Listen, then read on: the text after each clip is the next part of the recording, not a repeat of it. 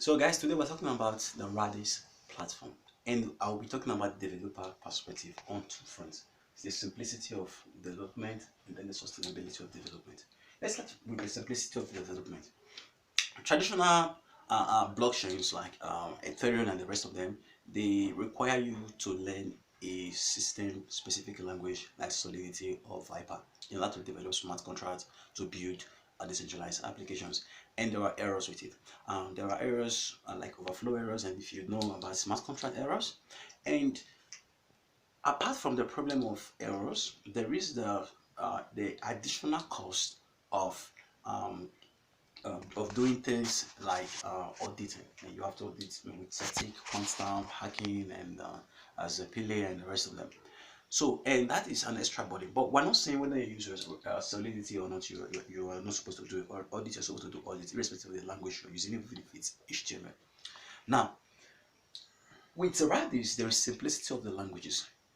Languages that you're already familiar with, you can start developing using on the Radix engine. That is one advantage of Radix. So you use existing languages.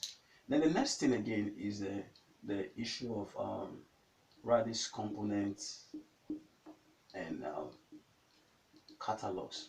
So what that means is that in a Radix system, there are you can literally build just like you have the Python ecosystem, for example, and I want to do data science, for example, and I don't need to code my own neural network system from the beginning. I don't need to come and code my own visualization tool from the beginning. I don't need to code my own math computational tool from the beginning. There are already tools. Are you talking about things like Seaborn for visualization? You talk about things like math plot lib. Talk about things like pandas. You talk about other things like scikit-learn, TensorFlow, and a host of other things, right?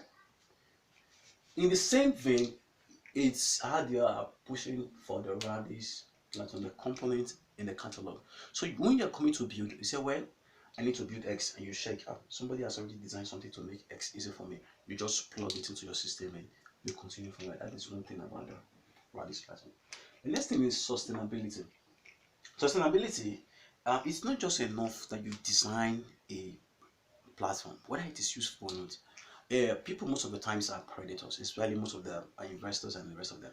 And that is why many investors right now are not even selling to, many platforms are not even selling to ordinary investors. Why? Because they don't have the patience.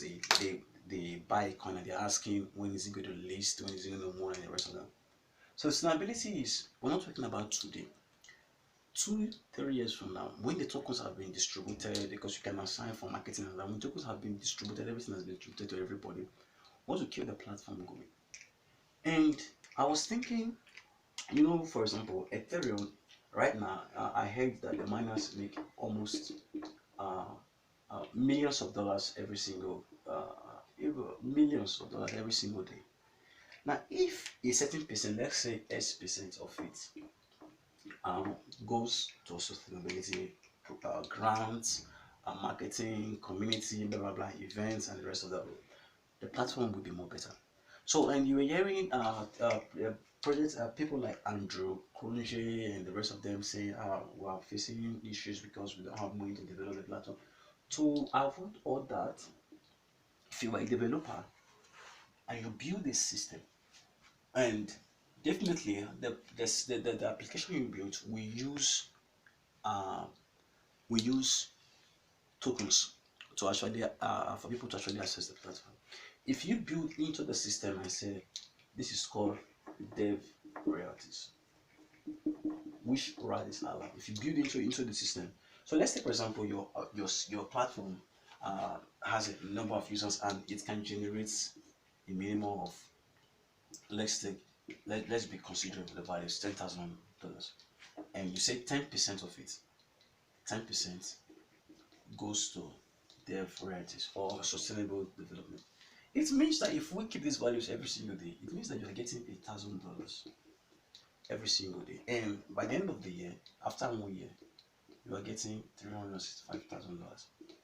And it might not be much, but this will save and keep the project going. Unlike a project that 100% of it goes to the community. Most of the time they say, hey, everything goes to master node owners, it goes to stakers. We know at the end of the day, those stakers, you cannot meet them for sustainable development. So when you're building a system, Radix allows you to do dev royalties, and it's fast. Of which what we want to talk about in this video is fast, it's scalable, and the rest of them. So guys, I want you to look into Radix. Thank you very much. You'll see a link to Radix in this video. Thank you.